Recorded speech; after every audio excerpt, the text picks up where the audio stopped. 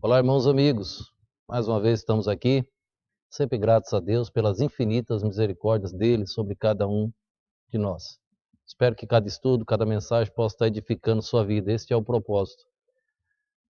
Não somos melhor do que ninguém. Eu sou um estudante da Bíblia, gosto de estudar a palavra de Deus desde o dia da minha conversão e não paro. Continuo cursando mais e mais, me preparando para cada dia interpretar melhor a palavra de Deus. Estou fazendo uma série de mensagens sobre quem foi Jesus. E agora, quem foi Jesus no Velho Testamento. E nós vamos chegar agora no dilúvio. Mas antes disso, eu quero mostrar novamente um texto que o autor de aos Hebreus escreve e o porquê que nós temos que estudar o Velho Testamento.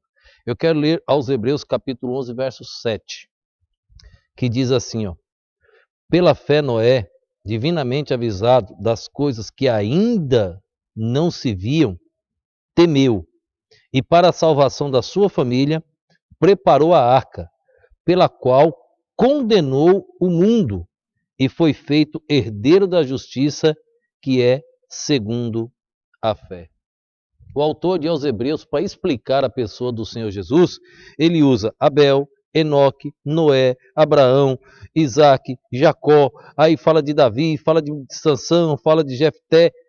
Para explicar a pessoa de Jesus, ele tem que explicar toda a trajetória do Velho Testamento. Então, para a gente explicar que Jesus morreu na cruz do Calvário, por que Jesus morreu na cruz do Calvário? Por que tinha que ter morte? Por que derramamento de sangue? Qual o significado desta morte? Então, precisamos compreender o Velho Testamento. E hoje nós vamos entrar no dilúvio e usamos como subtema a semente que atravessou o dilúvio. A semente de Gênesis 3,15. A promessa divina não pode falhar. A semente atravessou o dilúvio. Mas por que aconteceu o dilúvio?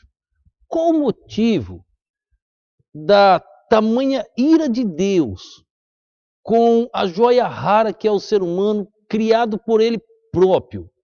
Por que esta ira de Deus com o ser humano? Vamos tentar explicar isso? Volta aí, lá para o primeiro livro.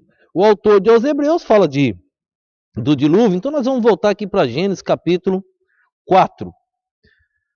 Nós vimos ontem sobre Enoque, na anterior, e nós vimos também sobre Caim. Agora no capítulo 4 aqui, ó, nós temos aqui uma genealogia. Depois do erro de Caim, depois do seu pecado, Deus o expulsou e ele foi habitar numa terra diferente. Ele habitou na terra de Nod. E ali ele teve famílias, casou-se e teve famílias. Aqui na genealogia, no capítulo 4, nós temos, depois de Caim, nós temos o terceiro na genealogia, Adão e Eva. Aí vem Caim, no versículo de número 17 aparece um homem chamado Enoque. Não é o Enoque da genealogia de Jesus, tá? É outro Enoque. Esse é o terceiro na genealogia de Caim. No verso 18 do capítulo 4, nós encontramos outro, que é o quarto, Herade, na genealogia. Ainda no verso 18, nós encontramos Meujael, é o quinto na genealogia. Depois nós encontramos Metusael, que é o sexto na genealogia. Depois nós encontramos o oitavo no verso 20, chamado Jabal. Jabal agora, esse aqui, diz que ele dividiu-se aqui, ele teve dois filhos, Tubal Caim, que foi um dos mestres em toda obra de cobre e ferro. E depois nós já temos, já parte para outro que vem Lameque e etc. Nós temos aqui a genealogia de Caim. Só que a Bíblia diz, lá em 1 João 3,12, que Caim era do maligno. Deus amaldiçoou Caim, porque Caim tentou se aproximar de Deus de uma maneira que Deus não aprova. Só tem uma maneira de se aproximar de Deus, a maneira bíblica. Se alguém tentar de outra maneira, qualquer obra humana, Deus reprova. A única maneira de se aproximar de Deus é da maneira bíblica. Caim e Abel nasceram pecadores, porque são filhos de Adão, como nós também somos filhos de Adão e Eva, todo ser humano. Caim e Abel nasceu fora do Éden, nasceu longe da árvore da vida e estavam impedidos de ter acesso à árvore da vida. Tinha que obedecer a Deus e qual era o meio? Sacrifício de um animal. O salário do pecado é a morte, tinha que ter a morte de um animal.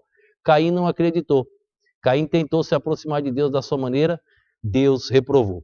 Então aqui nós encontramos a genealogia de Caim. No capítulo 5, nós encontramos a genealogia de Sete. Caim matou Abel e agora Deus abençoou Adão e Eva com Sete. A genealogia de Sete é a genealogia do nosso Senhor e Salvador Jesus Cristo. No capítulo 5, verso de número 3, aparece aí o filho de Adão e Eva, nome Sete. Esse é o, depois de Adão e Eva, o segundo. Abel morreu na genealogia. Depois do verso 6, o terceiro, aparece Enos. Esse aqui veio no ano 235, depois da criação, Adão e Eva, no ano 235. Se Caim e Abel nasceu no ano 130, Sete nasceu no ano perto aí do ano 130, bem próximo aí, o que a Bíblia mostra bem próximo. Já Enos nasceu no ano 235, o terceiro. Depois nós temos Cainã, no verso de número 9, ele nasceu no ano 325. Depois nós temos no verso 11, Maalalel, é o quinto na genealogia de Adão, na sequência. Ele nasceu no ano 395. Depois de Maalalel, nós temos Jered, que nasceu no ano 460. Esse é o sexto. Como nós vimos no anterior sobre Enoque. Enoque é o sétimo. Ele nasceu no ano 622. Agora fica mais fácil. No ano 687 nasceu Matusalém, que é o oitavo. Depois de Matusalém nasceu Lameque, que é o nono, no ano 874. E no ano 1056 nasceu Noé. Então veja, Lameque, pai de Noé, Matusalém, avô, e Enoque aqui. Então nós temos aqui os 10 até chegar em Noé. A Bíblia é um livro que mostra os nomes, irmãos, a geração. Por que, irmãos, aconteceu o dilúvio? Aí no capítulo 6, ele mostra a genealogia de Caim e ele mostra a genealogia de Sete. Irmãos, não podia haver mistura da genealogia. Houve uma mistura da genealogia de Caim com a genealogia de Sete. A genealogia de Sete, irmãos, seria os descendentes do Senhor Jesus Cristo, a promessa da semente. Não podia se misturar, e eles se misturaram, irmãos. Deus reprovou. Deus não aprova a mistura. No versículo de Gênesis capítulo 6, verso 6, nós vamos ler. Tem uma passagem, algo interessante que eu gostaria de explicar para vocês. Gênesis capítulo 6, verso 6 diz assim, ó, então arrependeu-se o Senhor de haver feito o homem sobre a terra, e pesou-lhe em seu coração. E pesou-lhe em seu coração. O dilúvio aconteceu, irmãos, por causa da mistura. Deus mostrou a genealogia de Caim, primeiro mostrou o pecado de Caim, foi expulso, mostrou a genealogia de Caim, a Bíblia diz que Caim era do maligno, mostrou a genealogia de Sete, e agora ele mostra o dilúvio. Por que, irmãos, Deus se arrependeu? A pergunta é a seguinte, primeiro, muitas pessoas já me perguntaram, pastor, Deus se arrependeu? Não, irmãos, Deus não se arrepende, porque a conotação de arrependimento é algo que você fez de errado. Eu preciso me arrepender dos meus pecados para me entregar a Cristo. Essa é a conotação de arrependimento. E Deus, ele não erra.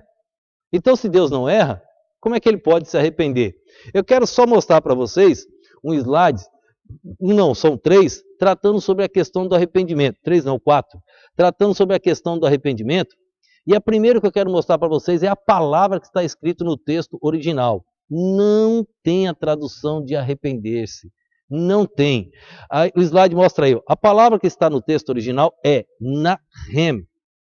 Ter pena, lamentar, tristeza. Deus, irmãos, ele sentiu, pesou no coração ver o que o homem estava fazendo. O homem se misturou. Deus não aprovou. Então, primeira coisa, o significado da palavra original não significa arrepender-se. Deus não. Foi nesse contexto histórico, mistura da semente de Caim com a de Sete, que aparece a palavra arrependeu-se. O problema desta tradução resulta na limitação do termo arrepender-se. Hoje o termo é usado somente para descrever a mudança de pensar com respeito a algo errado. Por certo, Deus não fez nada de errado ao criar o homem que precisasse arrepender-se. E o verbo hebraico nahem, ter pena, lamentar, tristeza, não se encaixa com arrepender-se. Não envolve tal conotação. A tradução certa seria: moveu-se de tristeza. Deus entristeceu-se em ver o que o homem estava fazendo. Moveu-se de tristeza. Lembre-se que o homem foi criado à imagem e semelhança de Deus, mas também tinha o livre-arbítrio. Deus, irmãos, não erra. Mas Deus criou o homem à imagem e semelhança de Deus. Mas Deus não criou um ser do seu mesmo poder, dos seus mesmos atributos. Não, Deus criou um homem inferior, jamais igual a Deus. Só Deus é soberano. Só que ele deu o livre-arbítrio ao homem. Ele tem essa liberdade, não é uma máquina, não é um computador que o que você coloca lá ele tem que aceitar. O homem, ele tem liberdade de escolha. Então, esta liberdade de escolha que acarretou na decisão do erro para a humanidade. Não que Deus tenha errado. Deus não errou em dar a liberdade de escolha ao homem.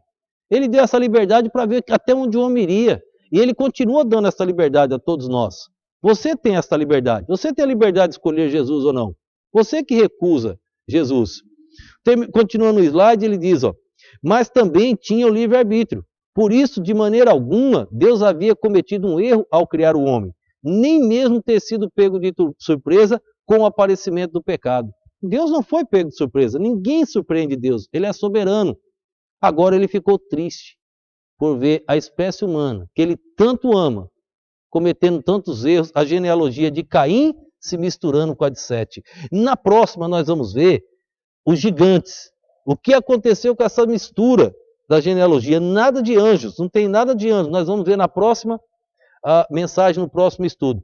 Ainda sobre arrependimento, irmãos, tem duas passagens bíblicas que também já me perguntaram.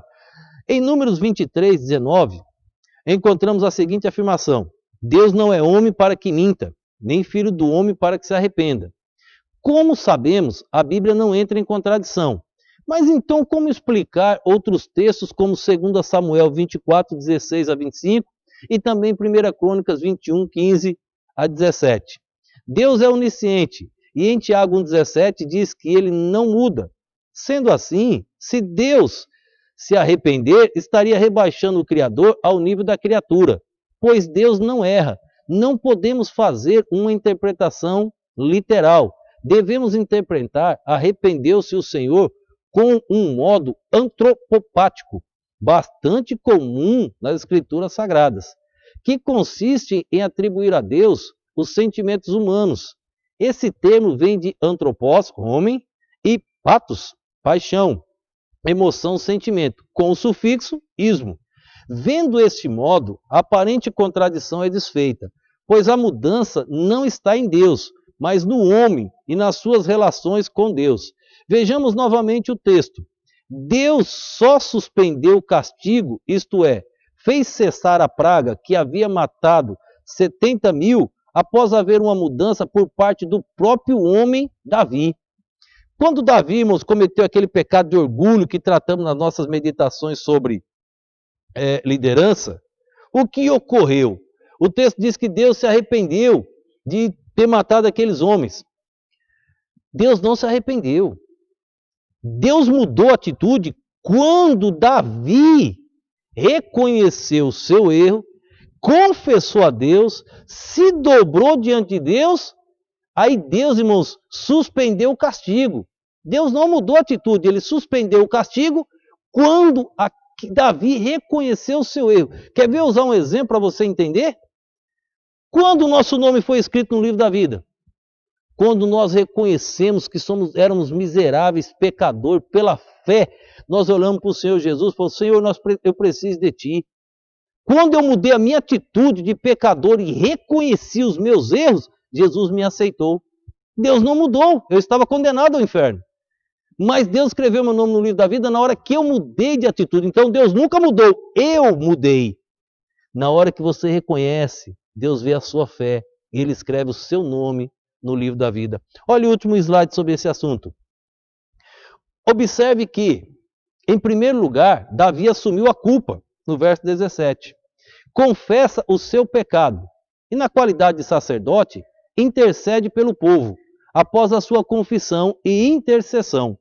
Deus usa de misericórdia e envia o profeta Gade para orientar Davi, como deveria ser o resgate.